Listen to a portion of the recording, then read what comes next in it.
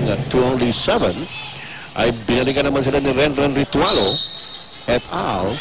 At ito na, liberd na sa 24 with only 10 minutes and 19 seconds remaining in the ballgame. Ito natin kung meron pang magagawa itong Barangay Ginebra. At ito yung sa webpage.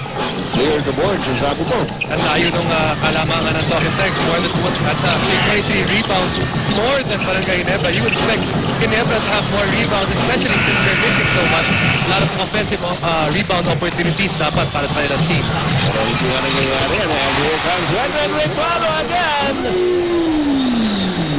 Ibang klase si Renren pag nag-init eh. Etong interest na naman yan, ha? Etong Talking Text, sinanggan nila si Mac Macardona because he was slipping in terms of defense. They bring in etong si Renren Ritualo. Halos walang nawala in terms of scoring punch. Nadagdagan pa ka. Nadagdagan pa. Ayun ang offensive rebound. Pero kailangan pumasok din ang tira.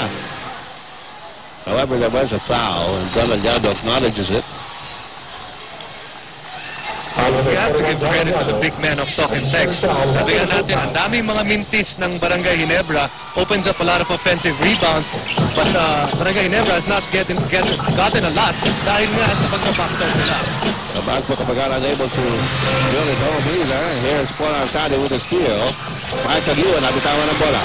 Don Beltrán was responsible for that at a 4-on-2. Al-Jamal finishes it off again para sa Talking Text.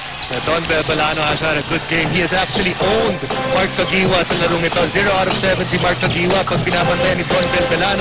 That time around, he even caused a turnover. Billy Mamaril against Don Aliado. Mamaril turns around, fires out the glass.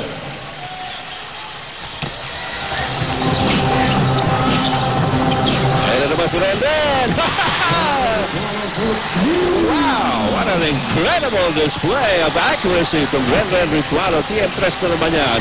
Saling kay Renren Ritualo. Kung ako bumabantay kay Renren, miski opensa na ako, didepensahan ko pa rin siya. Para lang sigurado hindi na mawala sa...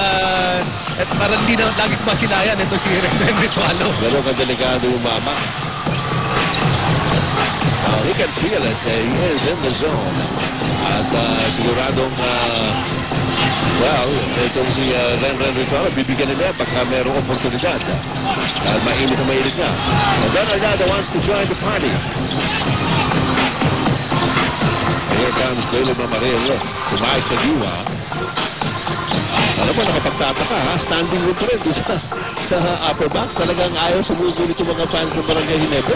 But remember, it only took about 3 minutes to cut the lead from 20 down to 7. So, and we still have 7 minutes and 48 left in the ballgame. Well, ito na yung dalawang naging responsable para sa paghapon ng Barangay Ginebra kanina, si J.J. Helterbrand at si Rafi Rivas. Pinalitan nila si Eric Menk at si Mark Macapagal. Ayun. Si Coach John, bawal yan ah. Mga lumbaba. Sa frustration ng Pinoy, malas daw yan.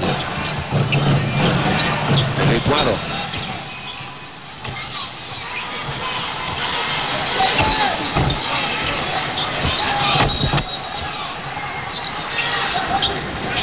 Narito si Yancy Del Campo. Al-Jamal looking at Don Aliado. Aliado lamang kay Rafi Rivas. Marap na ngayon sa ring si Aliado. Rivas staying with him. Nabitawan ang bola and a 24-second shot clock goes off. Rafi Rivas has done a good job defending the big men of Talking Text. He's really made them work hard every time sinusubukan nilang postehan siya. Sunday Salvacion is sent back in to see if he can light it up para sa Barangay